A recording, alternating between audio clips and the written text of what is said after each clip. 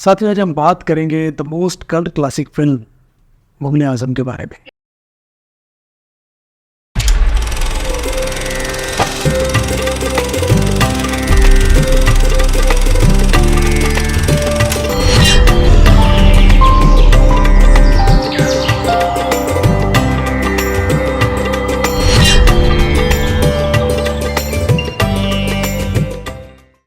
आसिफ साहब ने जो है दिलीप कुमार और मधुबाला की जो ये जोड़ी थी, यानी सलीम और अनारकली के इस किरदार को स्क्रीन पर इतना बेहतरीन तरीके से दिखाया है, उनकी एक लव केमिस्ट्री को इतने बेहतरीन तरीके से पेश किया है जिसका कोई जवाब नहीं है।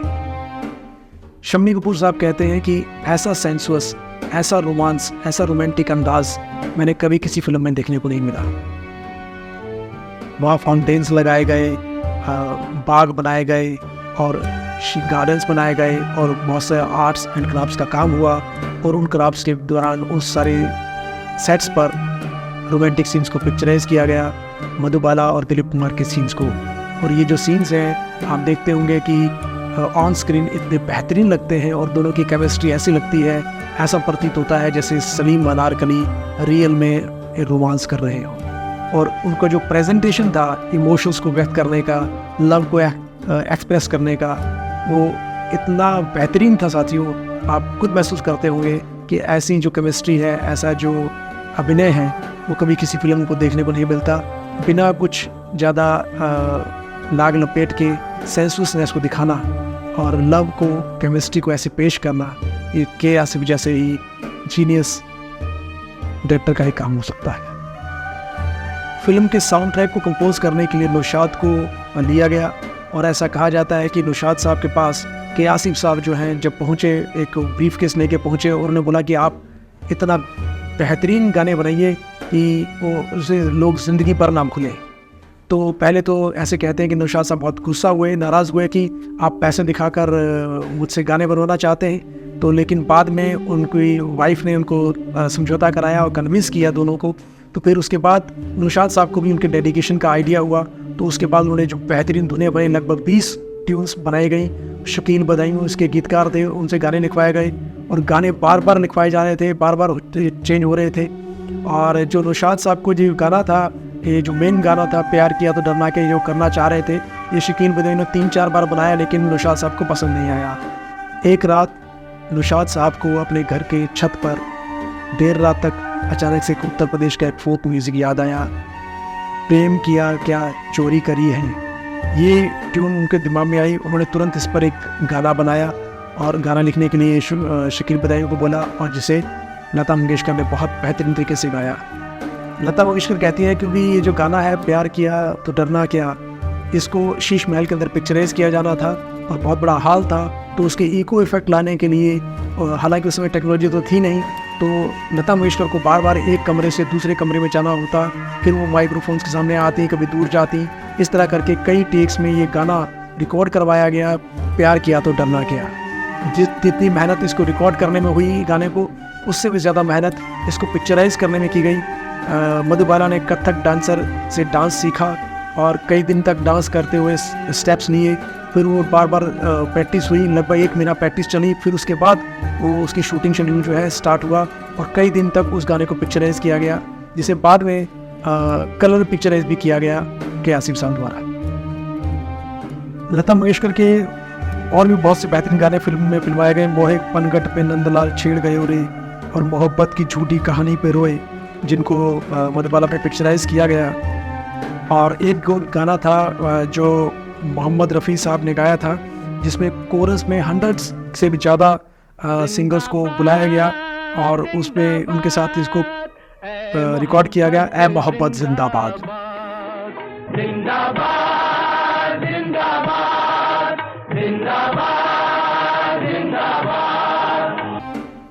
उस्ताद बड़े गुलाम अली खान साहब को के आसिफ ने अप्रोच किया कि वो इस फिल्म के लिए 2 गाने गाएं, तो वो फिल्मों में गाते नहीं थे, तो उन्होंने साफ मना कर दिया, मैं नहीं गाऊंगा। तो जब बहुत ज़्यादा ज़िद करने लगे, नौशाद साहब ने ऐसे बोला कि जब बहुत ज़िद करने लगे कि आसिफ साहब के, तो उनको टालने के लिए बड़े गुलाम अली साहब ने कहा ठीक है मैं कर लूँगा, लेकिन एक गाने का 25,000 रुपये लूँगा। तो के आसिफ साहब बहुत प्रसन्न हुए, तुरंत उनके सामने 10,000 रुपये पेश कर दिया और कहने लगे, अरे अरे हुजूर, आप तो प्राइसलेस हैं। तो बड़े गुलाम अली खान साहब बहुत निरुत्तर हो गए, कुछ जवाब न दे पाए और उनको ये 2 गाने मजबूरी में करने पड़े। उन्होंने जो 2 गाने क्लासिकल गाने गाए वो गाने थे प्रेम जोगन बन के सुंदरी पिया और शुभ दिन आयो रे राज दुलारे। ये 2 गाने बड़े गुलाम अली खान साहब ने गाए। हालांकि उस समय जो है एक सिंगर्स को लगभग 300 से 400 रुपये ही मिलते थे गाना गाने के लिए, चाहे लता मंगेशकर हो चाहे मोहम्मद रफ़ी हो। उस समय बड़े गुलाम अली खान साहब को के आसिफ साहब ने 25,000 के हिसाब से 2 गानों के लिए 50,000 रुपये पे किया। तो साथियों, फिल्म में टोटल 20 गाने रिकॉर्ड किए गए और हर गाने की जो कॉस्ट आई लगभग 3,000 से ऊपर कॉस्ट आई, लेकिन उसमें से सिर्फ 12 गानों को ही फाइनल में फिल्म में जगह दी गई। और ये 12 के 12 गाने बहुत ही बेशकीमती गाने, बहुत ही मधुर गाने, बहुत ही मेलोडियस सॉन्ग्स हैं, एक से एक लाजवाब है। अगर आप इनके गाने सुनते हैं मुग़ल आज़म के, तब भी उसके लिए भी ये फिल्म बहुत लंबे समय तक याद में रहती है और आज भी उसके गाने अच्छे से याद रहते हैं। 8 गाने जो सोलो गाने जो हैं लता मंगेशकर ने गाए हैं, एक कवाली है शमशाद बेगम के साथ है, एक मोहम्मद रफ़ी साहब का गाना है, 2 बड़े गुलाम अली खान साहब के गाने हैं। सारे गाने एक से एक बेहतरीन लाजवाब गाने और नौशाद साहब का बहुत मधुर संगीत और शकील फिदाइयों की बहुत बेहतरीन लेखनी। उसी समय में मधुबाला को हार्ट में छेद ऐसा करके एक बीमारी डायग्नोज हो गई।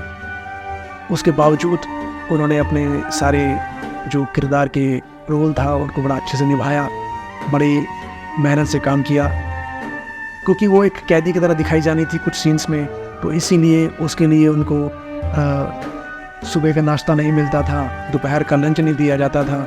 उनके चेहरे पे वो भाव आए जिससे वो एक कैदी की तरह दिखें, प्रिजनर की तरह दिखें। फिर उसके बाद उनको बहुत हैवी चेन्स, इतनी हैवी चेन्स जिससे पहनने के बाद हाथ ऊपर उठने ना पाए, ऐसी चेन्स उनके हाथ पैर में बांध दी जाती थी और उनके ऊपर कुछ गाने पिक्चराइज किए गए।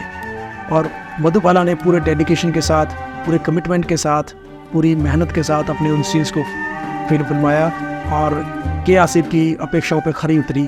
और उसी का नतीजा है कि आप मधुबाला का ये जो रोल है ये आज भी यादगार साबित होता है और मधुबाला को इस फिल्म के लिए हमेशा याद किया जाता है। फिल्म का जो कॉस्ट थी वो बढ़ती जा रही थी और उसका बजट जो है बहुत ज़्यादा इंक्रीज़ होते जा रहा था। तो इन सब बातों से तंग आकर शाहपुर पालन जी ने सोचा कि इतना पैसा मेरा खर्च हो रहा है, पानी की तरह पैसा बहाया जा रहा है, तो बहुत परेशान हुए। तो उनको किसी ने सलाह दी कि आप कैसे गलत आदमी से एक फ़िल्म बनवा रहे हैं के आसिफ से। इस तरह की फिल्में बनाने के लिए सोहराब मोदी साहब बड़े फेमस हैं, उनको आप लीजिए। तो सोहराब मोदी साहब को शाहपुर पालन जी ने बुलाया। तो जब वो वहाँ पे दौरा करने के लिए आए तो उससे सबसे पहले जो आवाज़ उठाई वो मधुबाला ने आवाज़ उठाई। उन्होंने कहा कि मेरा कॉन्ट्रैक्ट जो है के आसिफ साहब के साथ हुआ था, तो मेरा एग्रीमेंट उनके साथ हुआ था, मैं उन्हीं के साथ काम करूँगी, किसी और एक्टर के साथ काम नहीं करूँगी। साथ ही साथ दिलीप कुमार और अदर एक्टर्स और टेक्नीशियन जो है सारे उस सपोर्ट में आ गए। वो कहने लगे कि फ़िल्म बनाएंगे तो के आसिफ साहब ही बनाएंगे, दूसरा कोई नहीं बनाएगा। क्योंकि जो डिटेलिंग के आसिफ साहब कर रहे थे, जिस पैशन के साथ वो काम कर रहे थे, जिस डेडिकेशन के साथ वो काम करने जा रहे थे, काम करते आ रहे थे, उसको देखते हुए सारे टेक्नीशियन, सारे एक्टर्स, सारे लोगों का बिलीव था कि इनसे बेटर कोई फिल्म को नहीं बना पाएगा, तो इन्हीं को बनाने दिया जाए। फिल्म का बजट बढ़ता ही जा रहा था और अभी बैटल सीन्स को फिल्माया जाना था। बैटल सीन्स जो है ये सलीम और अकबर के बीच एक द्वंद्व दिखा रहा था अनारकली को लेकर। तो इसके लिए जयपुर में इसकी शूटिंग की जानी थी। तो के आसिफ साहब ने 15 लाख का बजट सेंक्शन और मांगा शाहपुर पालन जी से, जिसे शाहपुर पालन जी ने देने से मना कर दिया। और उन्होंने कहा मैं 3 लाख से ज़्यादा नहीं दूंगा। तो के आसिफ ने उनको मनाने के लिए जो फिल्म के रील्स थी, कुछ प्रोजेक्ट्स थे, वो उनको थोड़े बहुत दिखाए, जिसे देखते हुए शाहपुर जी बहुत प्रभावित हुए। उन्होंने फिर ये सेंक्शन कर दिया बजट। बैटल सीन्स को फिल्माने के लिए अकबर और सलीम के बीच लगभग 2000 ऊँट, 400 घोड़े, 800 troops Indian army Jaipur cavalry 56th regiment से मंगाए गए। दिलीप कुमार को इसमें फिल्माया जाना था। राजस्थान के तहत राजस्थान में शूटिंग हुई। दिलीप कुमार और अजीत के साथ शूटिंग की गई। अजीत अपने एक इंटरव्यू में कहते हैं कि के आसिफ साहब को जल्दी से सेटिस्फेक्शन नहीं मिलता था। वो बार बार रीटेक्स कराते थे ताकि और बेस्ट उनको मिल सके। वो एक्टर का बेस्ट एक्सट्रैक्ट करना चाहते थे। एक डेथ सीन था अजीत साहब का, जिसे फिल्माने के लिए इतने रीटेक्स किए गए कि अजीत साहब कहने लगे कि इतने रीटेक्स करते रहे तो मैं रियल में ना मर जाऊँ। तो आप इसे अंदाज़ा लगा सकते हैं कि किस लेवल के, किस तरह के एक्सेंट्रिक जीनियस थे के आसिफ साहब अपने काम को लेकर। साथियों, जब ये बैटल सीन फिल्माया जा रहा था उसी समय 2 जुलाई 1958 को पृथ्वीराज कपूर के छोटे बेटे शशि कपूर का जेनिफर केंडल के साथ विवाह होना था, जो मुंबई में होना था। तो उनको विवाह में अटेंड करना ज़रूरी था क्योंकि ये फादर थे शशि कपूर साहब के। तो वो जाना चाह रहे थे। तो के आसिफ साहब ने शूटिंग शेड्यूल को ना बिगाड़ते हुए दोपहर के टाइम पे एक चार्टर्ड प्लेन का इंतज़ाम किया और कहा कि आप चार्टर्ड प्लेन में जाइए और जल्दी से शादी अटेंड करके तुरंत आइए, क्योंकि कल का शूटिंग शेड्यूल मैं ख़राब नहीं करना चाहता। तो जो पृथ्वीराज कपूर है वो इवनिंग में गए और इवनिंग में जैसे ही वहाँ पहुँचे 3 घंटे की वो रस्में की, उन्होंने शादी की और खाना वाना खाया और उसी चार्टर प्लेन में आधी रात को वापस आ गए और सुबह उन्होंने शूटिंग स्टार्ट कर दी। तो आप देखिए, के आसिफ साहब कहते हैं कि मेरा जो अकबर है वो चार्टर प्लेन से जाएगा और चार्टर प्लेन से वापस आ जाएगा। उस समय मतलब ये जो इन्वॉल्वमेंट थी, आप उसको महसूस कर सकते हैं कि किस कदर थी, कि कमिटमेंट जो था एक्टर्स का भी वैसे ही था और डायरेक्टर का भी वैसे ही था। दोनों पैशनेट होकर काम कर रहे थे और पूरी तरह से एक्सेंट्रिसिटी के साथ एक जीनियस लेवल पर काम करते हुए के आसिफ साहब अपना काम ले रहे थे और अपने काम को अंजाम दे रहे थे। इस फिल्म के साथ शाहरुख खान का भी एक बहुत इमोशनल अटैचमेंट है। शाहरुख खान का ये कहना है कि उनके पिता मीर ताज मोहम्मद खान साहब ने एक पठान की भूमिका के लिए इस फिल्म के लिए वो आए थे और उनकी शूटिंग को देखकर, उनके एक्टिंग को देखकर के आसिफ ने उनको कहा ये तुम्हारे बस की बात नहीं है, उनको भगा दिया और कहा तुम घर में जाकर एक एक्टर को पैदा करो। ऐसा हंसते हुए शाहरुख खान कहते हैं। इतना पैसा खर्च होने के बावजूद के आसिफ साहब की जो तीसरी पत्नी है अख्तर आसिफ, जो दिलीप कुमार की छोटी बहन भी है, उन्होंने के आसिफ के बारे में बताया कि वो के आसिफ जो है वो सोचते थे एक शहंशाह की तरह, लेकिन रहते थे एक फकीर की तरह। तो साथियों, आप देख सकते हैं डेडिकेशन, आप कमिटमेंट देख सकते हैं उस आदमी का जिसने ये एक सपना देखा था एक फिल्म को बनाने का और उस फिल्म को बनाकर उसे दम लिया, चाहे कितनी अड़चनें आए, कितनी मुश्किलात सामने आई हो, और उसने जो है 1 दशक से ज़्यादा समय लिया और इतना बड़ा बजट खर्च हुआ। दिन रात उन्होंने इस फिल्म को जिया और अपने किरदारों को भी अपने साथ इंटेंसली इन्वॉल्व किया और बहुत माइन्यूटली काम किया, अपने काम को अंजाम पहुँचाया। उस समय जितनी भी वहाँ आर्टिस्ट काम करती थी, चाहे वो लेडीज़ थी, अगर वो रात को देर रात तक काम करती थी तो सबके लिए सिक्योरिटी गार्ड वहाँ अरेंज किए गए और साथ साथ उनको घर पहुँचाने का काम भी जो है वो अपनी स्पेशल गाड़ियों से के आसिफ साहब करवाया करते थे। हर एक आर्टिस्ट का उन्होंने बड़े ध्यान रखा और हर एक आर्टिस्ट ने भी अपना बेस्ट इस फिल्म में दिया। ये जो फिल्म है ये लगभग 1.5 करोड़ में बनकर तैयार हुई। हालांकि उस समय जो बड़े बजट की फिल्में थे 10 से 15 लाख में बन जाया करती थी, 1.5 करोड़ का बजट बहुत बड़ा बजट था। इतने बड़े बजट में ये फिल्म बन रही थी, लगभग 1 दशक से ज़्यादा इसे लग गया समय इसमें बनने में। ये ए ग्रेड की बहुत बड़ी बजट फिल्म बनी थी। तो इसमें उस समय जो है पर टेरिटरी जो है 10 से 11 लाख में टेरिटरी के लिए एक डिस्ट्रीब्यूशन ली जाती थी फिल्म। उस समय के आसिफ ने हर टेरिटरी के लिए 15 से 17 लाख में इसको डिस्ट्रीब्यूट करने की सोची।